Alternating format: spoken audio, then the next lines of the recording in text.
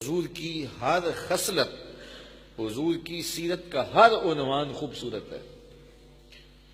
اور پھر آقا کریم علیہ الصلوۃ والسلام کی سیرت انسانوں کے لیے کامل بھی ہے، اکمل بھی ہے، مکمل بھی ہے اور خوبصورت بھی ہے۔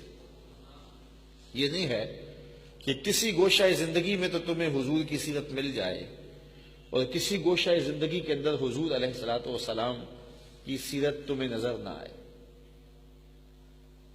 اگر باپ ہونے کی حیثیت سے دیکھنا چاہتے ہو تو سیدہ فاطمہ زہرا کے بابا کو دیکھ لو کہ بیٹی سے کتنا پیار کرتے ہیں، اور اگر بیٹا ہونے کی حیثیت سے دیکھنا چاہتے ہو تو پھر حضرت آمنہ کے فرزند کو ابوا کی وادی میں کھڑا ہوا اپنی ماں کو یاد کرتے ہوئے دیکھو، اور اگر شوہر ہونے کی حیثیت سے دیکھنا چاہتے ہو تو حضرت عائشہ صدیقہ سے پوچھو اور حضرت خدیجہ الکبریٰ سے پوچھو۔ اگر جنگی سپہ سالار ہونے کی حیثیت سے دیکھتے ہو تو پھر فاتح حنین کو دیکھو۔ اور جس بھی عنوان سے دیکھو گے آپ کو حضور کی سیرت مکمل نظر، نجی زندگی سے لے کے سیاسی زندگی تک، گھریلو زندگی سے لے کے جنگی زندگی تک، ہر عنوان حضور کا خوبصورت ہے۔ کسی شخص کو اصلی حالت میں دیکھنا ہو کہ وہ کیسا ہے تو یہ معیار بھی حضور نے خود دیا۔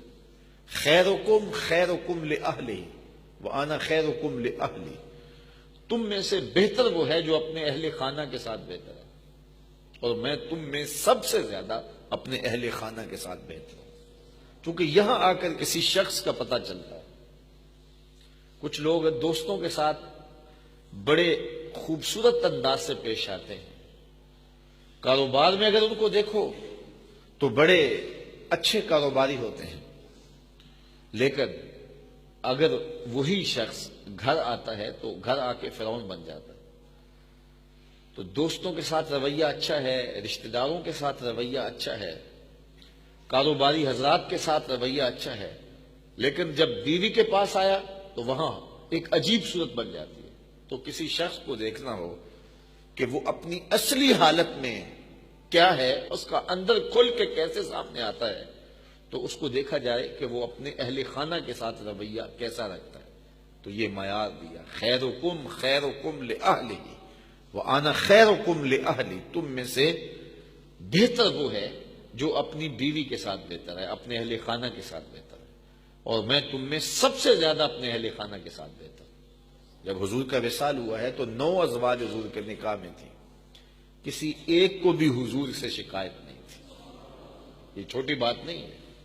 حضرت خدیجہ الکبریٰ رضی اللہ تعالی عنہا پر جب آخری وقت آتا ہے اور وہ محسوس کرتی ہیں کہ میرا آخری وقت آ گیا ہے، تو انہوں نے حضرت فاطمہ زہرا سے کہا جاؤ اپنے باپ سے چادر رحمت مانگ لاؤ۔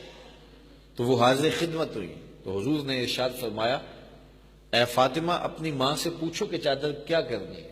تو وہ پوچھنے آئیں تو حضور بھی پیچھے آ گئے۔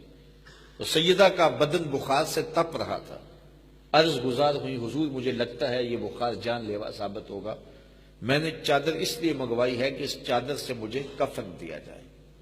اندھیروں میں بیٹھ کے عقیدے نہ گھڑا کریں، عقیدے وہی رکھا کریں جو نبی کے گھر والوں کے۔ سیدہ خدیجہ الکبریٰ کا عقیدہ یہ ہے حضور کے بدن سے چھوئی ہوئی چادر کفن کو مل جائے تو بخشش کی ضمانت ہے۔ تو کہا حضور میں نے چادر اس لیے منگوائی ہے کہ اس چادر سے مجھے کفن دیا جائے۔ تو یہ بات سن کر حضور کی آنکھیں نمناک ہو گئیں، اور حضور نے فرمایا خدیجہ تو نے چادر مانگی ہے، لو اردت جلدی لا آتیتک، اگر تو میری جلد بھی مانگتی وہ بھی اتار کے دے دیتا۔ کوئی اس کی مثال تو لاؤ، زمانے میں اس کی مثال نہیں ملے گی۔ تو یہ حضور علیہ الصلوۃ والسلام کی سیرت کا وہ عنوان ہے جس کو ہم اپنی معاشرت کی خوبصورتی کے لیے برت کر کے اپنی زندگی کی تلخیوں کو مٹا سکتے ہیں۔